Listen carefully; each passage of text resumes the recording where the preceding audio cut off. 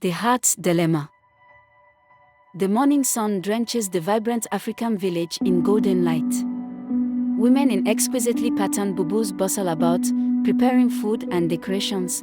Men arrange chairs and tie ceremonial fabrics in the courtyard. Laughter rings out, but inside a small hut, the air is heavy. The bride, a beautiful young woman wrapped in a rich crimson wedding gown adorned with intricate beadwork, sits quietly as her sisters gently braid her hair. She looks into the mirror, her expression conflicted. This is supposed to be the happiest day of her life, yet her pounding heart tells a different story. Her inner monologue reveals the conflict. I thought I had my future planned, thought I knew the man I was meant to marry. But now, with a twist of fate, two men wait for me outside. One promises the world's riches, the other promises the world's love. How do I choose between security and my soul? Cut to a flashback. Several months earlier, the bride stands in an elegantly built courtyard. Her first suitor, Bakery, a successful businessman, offers her a tray of gifts, gold bracelets, shimmering fabric, and a chest filled with coins. Cut to a flashback. Several months earlier, the bride stands in an elegantly built courtyard. Her first suitor, Bakery, a successful businessman, offers her a tray of gifts, gold bracelets, shimmering fabric, and a chest filled with coins. You deserve the finest things in life, Bakery says confidently, his voice rich with authority. With me, you'll never have to worry. Your family will always look at you with pride, knowing you married the man who can provide. Her parents, especially her father, smile approvingly. Bakery represents everything they've hoped for: wealth, respect, and promise of a secure future. The scene fades, leaving the audience questioning, is love irrelevant compared to what Bakery offers? Another flashback fills the screen, contrasting the wealth of Bakery. This time, the bride sits by a river with Ode, her second suitor. The scene is peaceful, accentuated by Ade's warm smile and relaxed demeanor. When I look at you, Ode says, his tone soft but sincere, I don't see riches or status. I see the woman I want beside me for the rest of my life. Together, we'll build something beautiful, brick by brick, hand in hand. The two laugh and exchange tender glances. Ade lacks the material wealth of Bakery, but his spirit radiates love and loyalty. He kneels in the dirt to carve her name into a piece of wood, promising, I'll always choose you. Through these contrasting flashbacks, the tension builds. Who will win the bride's heart, and which path will she choose? Culminating in a courageous decision that challenges tradition and honors her true desires. Cutting back to the wedding morning, the bride's mother enters her room. Her eyes sparkle as she surveys her daughter.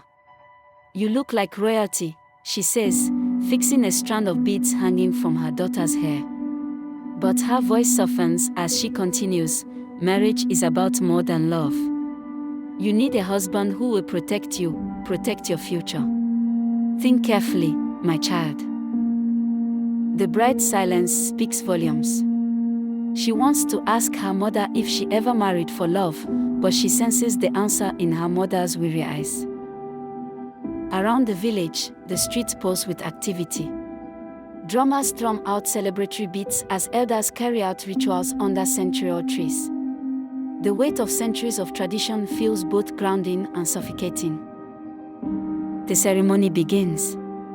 Guests, clad in dazzling prints of Ankara and Kent, gather under a canopy.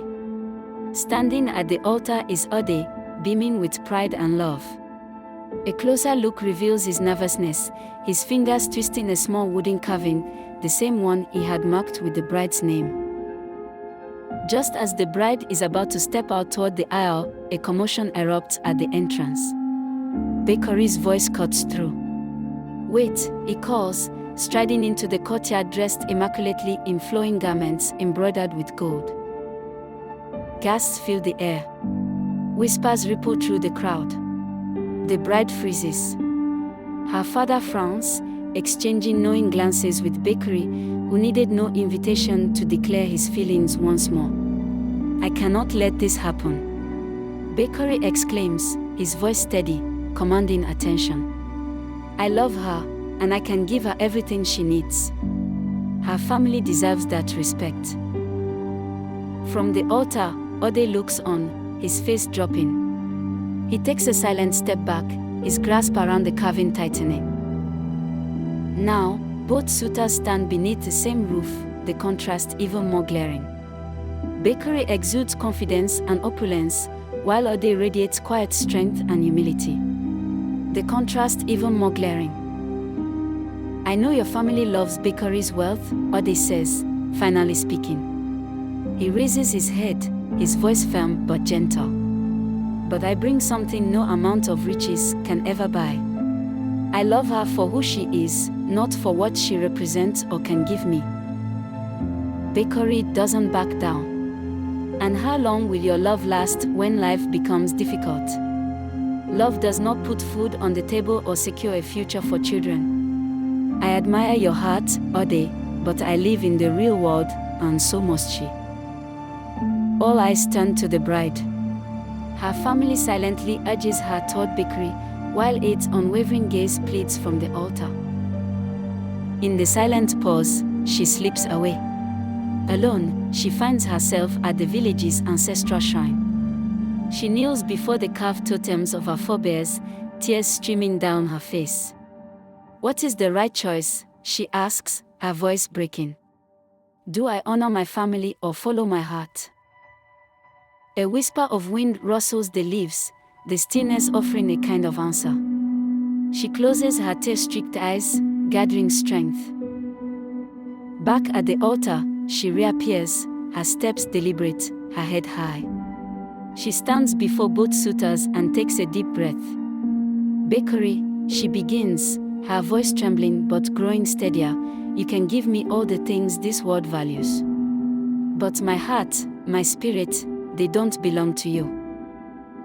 Turning to Ode, she continues, "You have always seen me, not what I wear, not what I bring, but me. And that is the man I choose." The crowd erupts into mixed reactions. Elders shake their heads, murmuring about tradition, while others quietly admire her courage. Her father looks disappointed, but her mother's face softens, tears glistening in her eyes, perhaps the silent acknowledgement of a decision she, too, once wished she could have made. Bakery, though stern, bows his head in respect. "You are brave," he says, turning to leave.